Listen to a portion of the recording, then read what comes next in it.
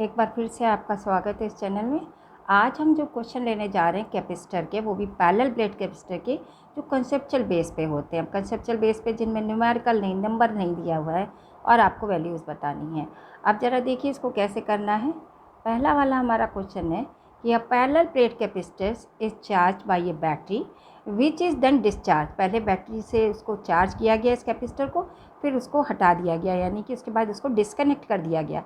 Then the distance between the plates is decrease. ध्यान दीजिएगा, यहीं से क्वेश्चन बनता है।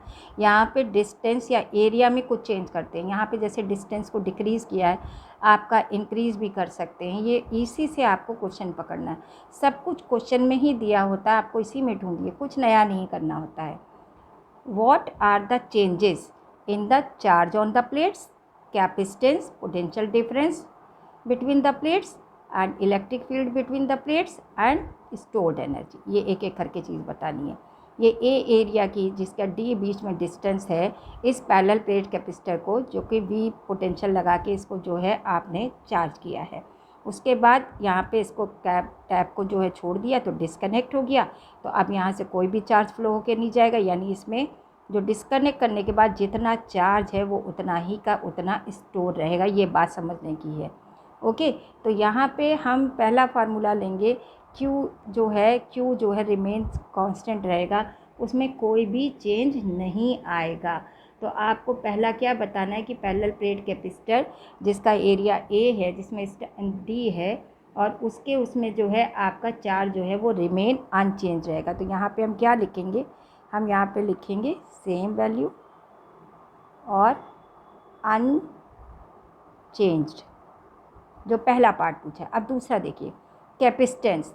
हमें मालूम है कि फार्मूला C = ε0 A/d होता है। अब D को चेंज कर दिया गया है, अब D को डिक्रीज़ किया गया है, तो D डैश किया गया। वो D डैश जो है वो पहले वाले D से कम है, तो C डैश जो होगा वो आपका ε0 A/d डैश। और ये D डैश अगर हाफ है तो आप हाफ रख दो, 1/3 है तो वो। अब ये D डैश कम हो रहा है तो ये रेसिप्रोकल रिलेशन में आ रहा है, ये तो सब कांस्टेंट उसके लिए है। तो यानी कि ये जैसे जैसे आपका कम होता जा रहा है तो C डैश क्या करेगा, आपका बढ़ता चला जाएगा। तो यहाँ पे हम लिखेंगे कि ये C क्या करेगा, हमारा इंक्रीज़ होगा। ओके, अब थर्ड पार्ट देखिए, पोटेंशियल डिफरेंस। C हमारा बढ़ रहा है, चार्ज रिमेन कांस्टेंट रहा है। अब देखिए हम जो फार्मूला एक पढ़ चुके हैं, याद है हमें अच्छी तरह, Q = CV। ठीक है, तो इससे V क्या हो जाएगा हमारा, Q/C। अब Q तो हमारा कांस्टेंट रह रहा है यहाँ पे, यानी C पे डिपेंड कर रहा है। C बढ़ रहा है तो V क्या होगा, वो डिक्रीज़ करेगा। तो इसका मतलब V क्या होगा, यहाँ पे फॉल कर जाएगा, कम हो जाएगा। ओके, तो ये हमारा थर्ड पार्ट हो गया कि potential difference between the plates will fall. Okay, अब यहाँ पे चौथा पॉइंट पूछा है, इलेक्ट्रिक फील्ड इंटेंसिटी। ठीक, चौथा पॉइंट जो आया हमारा, थर्ड पॉइंट पोटेंशियल डिफरेंस हो गया। फिर आपका जो है इलेक्ट्रिक फील्ड इंटेंसिटी, ये आपको मालूम है कि ε0 A/ जो है आपका σ/ε0 होती है। तो यहाँ पे हम इसको लिखें तो Q/A/ε0।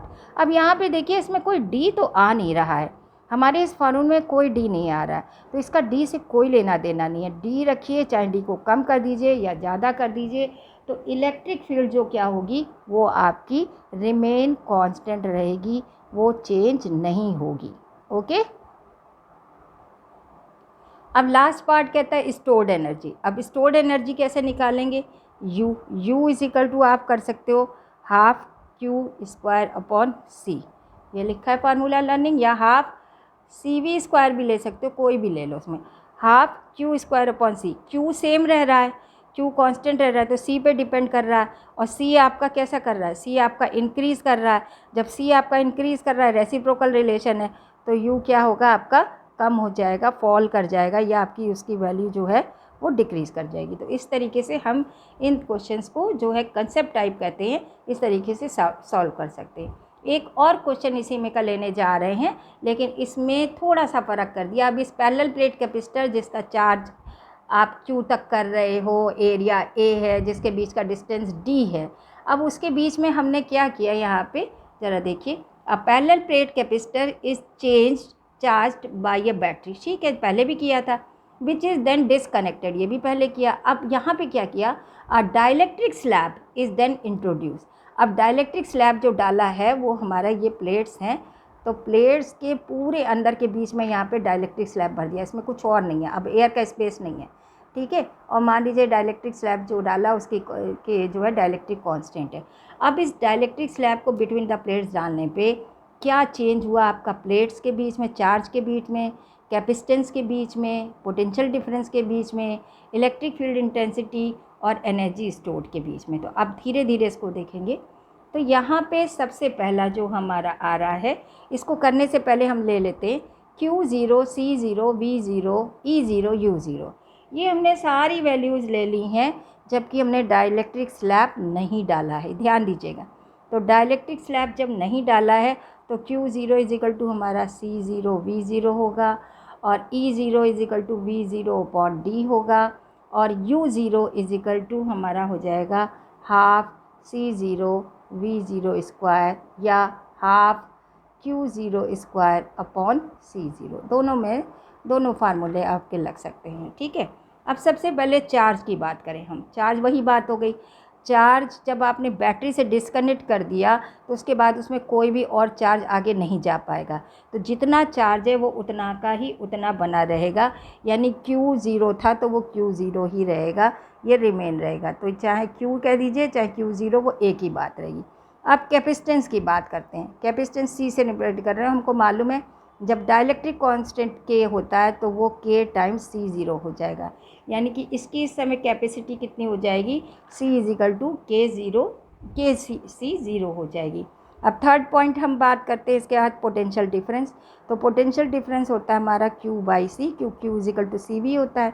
अब Q तो हमारा Q0 है और C क्या है हमारा, ये KC0 है। तो यहाँ पे हम जब V की वैल्यू लिखेंगे तो ये Q0 अपॉन C0, ये V0 के बराबर था, तो V0 अपॉन K हो गया, यानी कि इस तरीके से हम देखते हैं पोटेंशियल डिफरेंस जो है वो आपका डाउन हो गया है, V0 से जाके V जाने पे V0 अपॉन K हो गया है, ओके। अब इलेक्ट्रिक फील्ड की बात करें तो इलेक्ट्रिक फील्ड E, तो इलेक्ट्रिक फील्ड क्या होगी, वही बात करी थी जो पहले वाले केस में करी थी कि वो हमारी क्या होती है, सिग्मा अपॉन एप्सिलॉन नॉट, यानी कि Q upon A epsilon not, okay. अब इलेक्ट्रिक फील्ड के एक तो फार्मूला ये हो गया, लेकिन अब डाइलेक्ट्रिक स्लैब डाल दिया है, तो जब डाइलेक्ट्रिक स्लैब डाला तो E is equal to V upon D हुआ हमारा, और यहाँ पे V अब हमारा कितना हो गया, V0 K अपॉन D। तो अब ज़रा देखिए V0 अपॉन D, ये हमारी इनिशियल इलेक्ट्रिक फील्ड थी, तो यानी E0 अपॉन K हो गई। इलेक्ट्रिक फील्ड इंटेंसिटी भी रिड्यूस हुई है जैसे आपका पोटेंशियल डिफरेंस रिड्यूस हुआ है। अब नेक्स्ट चलते हैं U is equal to half CV square, जो एनर्जी के बारे में बताना है। एनर्जी के बारे में बताने से पहले स्टूडेंट्स आप दो चीज़ देखिए कि दोनों फार्मूले आप लो, चाहे U is equal to half CV square लो या half Q square upon C लो, दोनों से रिलेशन सेम आएगा। तो आप अगर आप half Q square upon C ले रहे हो तो Q तो रिमेन कांस्टेंट था, तब इस कंडीशन में half Q0 square, okay, upon C क्या था हमारा, K टाइम्स C0। तो अब ये हो गया 1/K, okay, half Q0 square upon C0, और ये ओरिजिनल वाली हो गई, यानी कि हमारी U जो आई ओरिजिनल वाली की 1/K टाइम्स हो गई। और आप इससे भी निकालोगे तो वही बात आएगी, हाफ C कितना है, K टाइम्स C0, और V कितना है, V0 अपॉन K स्क्वायर, तो ये इसका स्क्वायर, ठीक है। तो आप देखोगे इससे क्या निकल के आएगा, एक K कट जाएगा, तो K को पहले हम रख दे रहे हैं हाफ C0 V0 स्क्वायर, और मैंने कहा था शुरू में ही कि हाफ C0 V स्क्वायर या half Q0 square upon C0 U है।